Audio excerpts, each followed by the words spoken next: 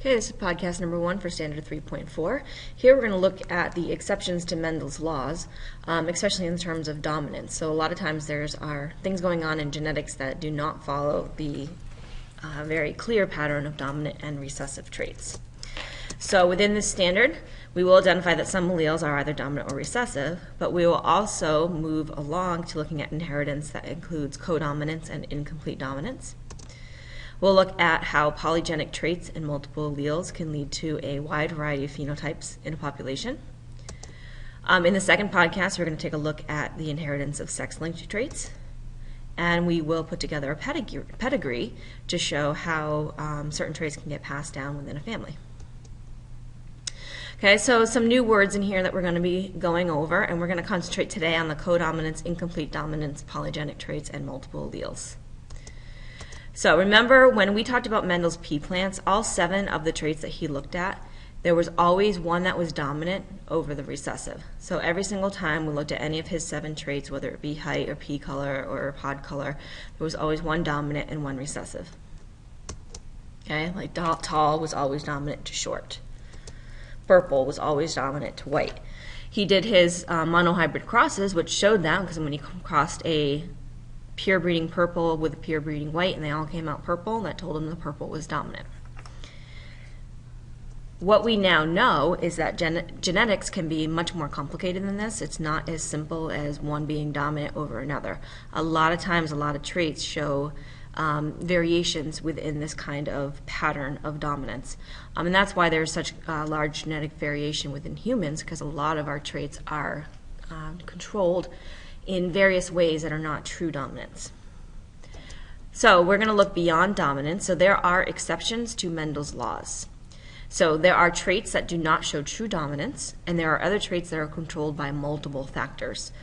So depending on what you're talking about, for example, eye color is actually controlled by multiple genes, not just one. So it's never as cut and dry, and that's why you guys are always asking questions like, well, my so-and-so has the green eyes and they change to brown sometimes and sometimes they're blue. It's because there's multiple factors involved with most human traits.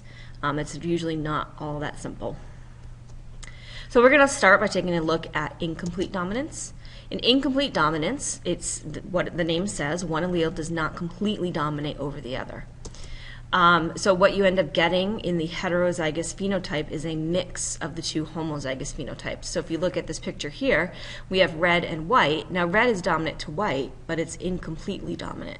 So when the red and the white are together, big R, little r, that generation will actually look pink. It's a mixing of the 2. The 2 actually blend together, and you get pink. And if you let the F1s self-fertilize, you actually get a white to pink and a red back. And that's because of the law of segregation. So the same rules of segregation still apply. You still only get 1 copy of every allele from each parent. But in this case, the red is not completely dominating over the white, so you end up with a mix between them. Okay, so these are what we're looking at here. In the snapdragon flowers, red is dominant to white, and the heterozygous individual ends up being pink because it's got the dominant red, but it doesn't completely cover over the white, and so you end up with a mixture. Okay, you can actually see this trait. You can look at this the same way that you would do any other Punnett square. Okay, again, your red and white are together, and if you cross them, real simply, they're all going to come out big R, little r. There's your hybrid. And if you put them into a Punnett square, you can see now that you get your same ratio of genotypes, but now you get a different phenotype ratio. Usually this would be a 3-to-1 phenotype ratio.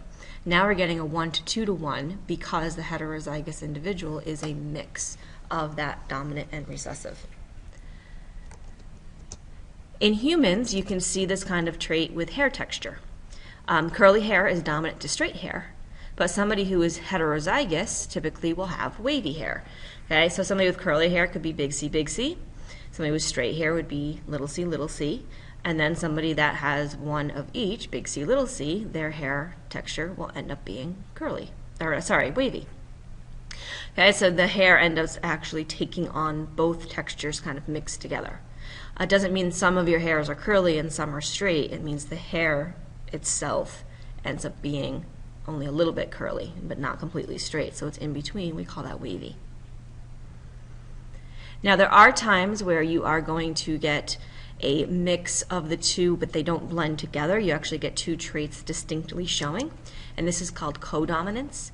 In codominance, both alleles are going to contribute to the phenotype. So both alleles are dominant together, and a lot of times in codominance there is no recessive. If there is, we then pull this into a multiple allele case, and we'll take a look at that in a minute. Okay, but in codominance, co means together, like if you're a co-captain. So in codominance, the two alleles are dominant together. And so what you get when you have a heterozygous individual with codominance, the heterozygous is going to show both of the traits. And it shows both of the traits fairly equally. Okay, so an example of this is if you look at this chicken has both white and black feathers on it. It's not blended together, because if it was white and black blended together, that would be gray. But here you've got both the black and white, so we call that codominance instead of incomplete dominance because it's showing both. Another classic example of this is the roan cattle. Roan cattle are red and white. Red and white get dominant together. So in individual, a roan cow, which is big R, big W, has both red and white hair. So if you look at this cow up here, it's got red and white hair within it. And sometimes that hair actually gets nice and mixed together as well. So again, you have the same type of thing you can do with these crosses, where if you had your red male and a white female and you cross them together, all of their calves are going to be roan. If you let those two roan cows mate together, they'll get the full complement of these different phenotypes that you can get. So they can get a red, they could get roan, or they could get white. What we do because of incomplete and codominance is we're actually increasing the number of phenotypes that are possible. So instead of just 2 possible phenotypes, when we have incomplete and codominance, we now have 3 possible phenotypes, and that increases genetic variation. In humans, there is a codominant trait that is called sickle cell anemia. So a normal individual has regular blood cells, and we call them normal homozygous. So their blood cells are nice and round. They can carry oxygen very easily, no problems. A person with sickle cell has irregular shaped blood cells. So their blood cells are kind of elongated and thin, and they actually can't carry oxygen as well, and they tend to kind of clot up. They can get stuck in different places. This can actually be a really painful disease. And somebody with sickle cell anemia a lot of times has fatigue. They're tired because they can't carry oxygen as well. Now, the heterozygous individual, which has both normal and irregular cells, like their blood, if you looked at it, would look like this right here, mix of both regular blood cells and sickle cells. So it's codominant because they have both kinds of cells. There's actually an advantage to being a heterozygous for sickle cell. People who are heterozygous for sickle cell, for some reason, are immune to the parasite malaria, the parasite that causes malaria.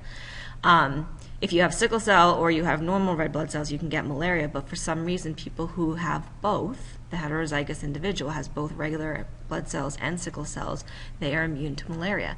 And it's one of the reasons the sickle cell gene is still around, and it's very prevalent in people of African descent and any other tropical areas, because that's where malaria is found most often. And it's actually an advantage to be heterozygous in those areas, because then you will not get malaria. And malaria can actually lead to death. All right, moving on now to multiple alleles. Multiple means many, which we know.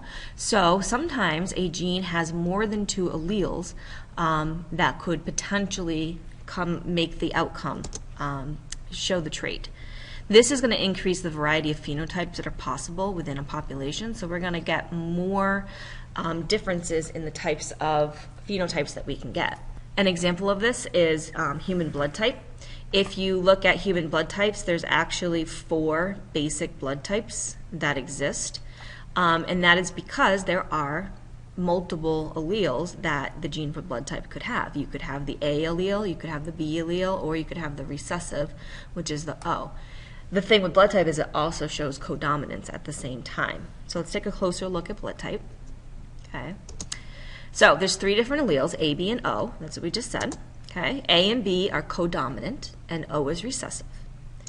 So an individual, remember, can only get 2 alleles for any gene. You get 1 allele from each parent. So it's not possible for a person to have all 3 of these different alleles. That's not possible. You only have some combination of 2 of them. And depending on what that combination of the 2 that you have, that is going to determine your blood type. Okay, so the possible blood types, if you are type A, that means you have either the 2 dominant A alleles, or you have a dominant A and a recessive O. If you're type B, you have either 2 dominant B alleles, or you have a dominant B and the recessive O. Somebody who has blood type AB, they have both A and B allele. They have an AB allele and a B allele. And they have both of those proteins on their cells, and that makes them codominant. Whereas somebody who is type O, O is the recessive, so they have 2 O alleles, making them recessive. If there was an A or a B present, then they would have that blood type A or B. Where you notice in each of these cases, you always have 2 alleles. Even though there's 3 different possibilities, you only can have 2. Okay, and we can put this into a simple Punnett square as well. So if you have a parent who is heterozygous A and heterozygous B, meaning they have a dominant and a recessive, and mix them together, they actually have the possibility to have 4 different kinds of blood types with their children, depending on the combination of the alleles that end up coming together. All right, and lastly, we're going to talk about today's polygenic traits. Again, poly also is like multiple, it means many. And so there's a lot of traits out there that are actually controlled by 2 or more genes. And when traits are controlled by 2 or more genes, this produces a wide range of phenotypes within a population. So an example of this is human height. If there was only 2 genes that controlled height, then everybody would be either like short or they would be tall.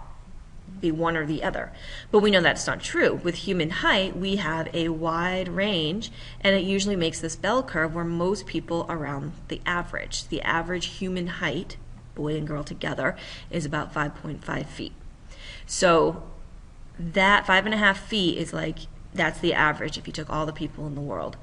And this is because there's multiple genes that are going to affect the height of a person. And another example of this that's actually kind of easy to see, and this graph will show you this, is with skin color. They estimate there's at least 6 genes for skin color. They believe there might be even more. And so depending on the number of dominant genes or dominant alleles that you get for skin color, that is going to determine how dark your skin is. So somebody who's very fair has all recessive. That's not albino, that's a different situation. We'll be going over that later. But they have very pale skins, they don't have any dominant alleles. Whereas somebody who has all dominant alleles for all 6 of these genes for skin color, they are going to be very dark. Okay? Most people fall in the middle, where they would have half of their genes dominant and half would be recessive. Okay? But again, you can see you get a wide range of different phenotypes when you've got multiple genes. Many, many human traits are controlled by multiple genes.